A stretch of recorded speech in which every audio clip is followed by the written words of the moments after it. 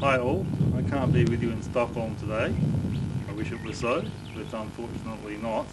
On the other hand, I can show you the place I live in, or live at, when I'm in Australia. This is a property just outside York, a wheatbelt town in the Avon Valley. Over in that direction, which is basically east from here, is Wheatlands Farm, the farm I've written so much about, which has been broken up over the years into smaller parts. This is often the case when inheritance sort of breaks up between the children. It's an unusual place and a very old place. Behind me is what the colonisers called, a guy called Ensign Dale named it Mount Bakewell. His real name is Walwalling. It's a very, very ancient and sacred place to the Baladong Noongar people of the region. There are incredible stories around it. People know it as the Hill of Tears, the hill that calls back its people. It's actually the highest point in the Western Australian wheatbelt, about 476 metres above sea level. So it just makes the category of mountain. At the top of it is some of the rarest bushland in Australia. In fact, there are two incredibly rare species of plants. One is a Category 1 endangered species, and part of my battle is to, in the pacifist sense, is to preserve it against recreationalists and farming and so on and so on. So it recurs a lot in my writing. As we head towards the east and also the north, you will find vast areas of salinity.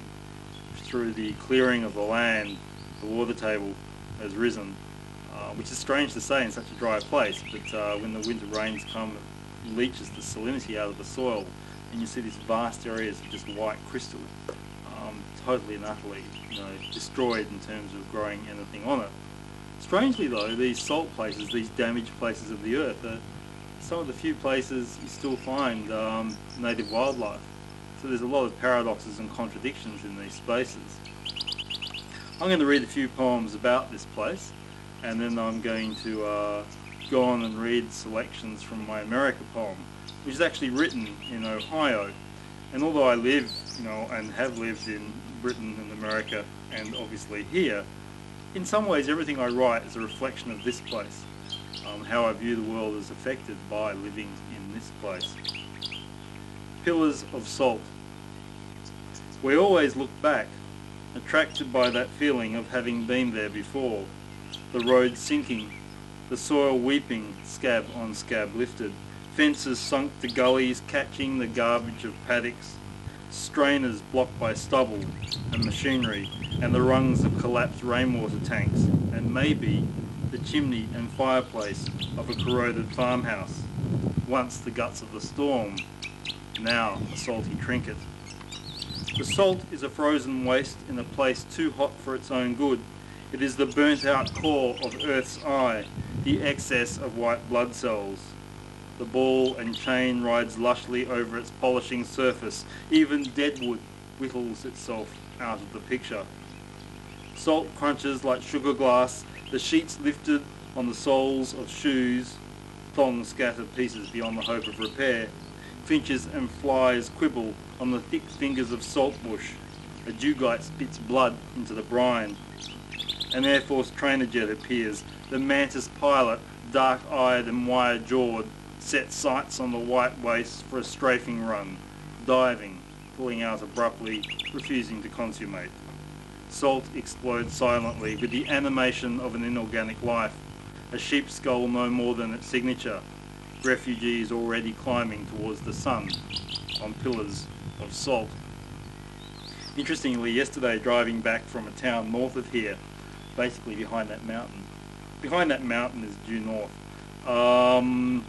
we saw on the road that this is the spring here, and the snakes are just waking, and you get a lot of snakes around here, mainly dugites and guardas.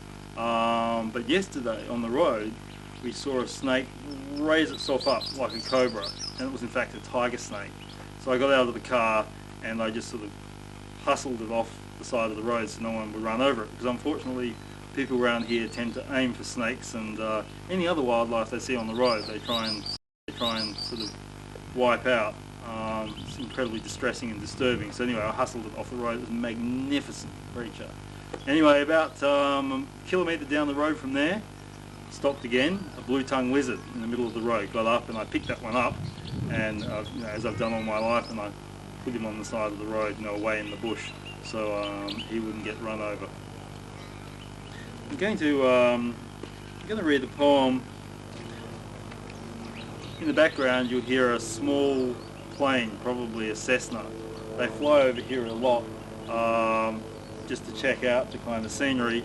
Also, you get a lot of recreational flying further out in the valley. And it's a lot of the recreational activities I have problems with, not because I don't mind people having fun, but because they're actually often quite damaging to the environment. And I see myself fundamentally and primarily, if they're the right words, as an environmentalist. The silo. Maybe I should a little story behind this. When I was a kid, I heard a story about an old couple being caught or found having kept a child who'd had some head damage, damaged by machinery or whatever, I can't quite recall, and they'd locked the child away in an old silo, and many years later it was discovered, and the most disturbing thing about it, for a variety of reasons, apparently everyone in the district knew and no one said anything about it. The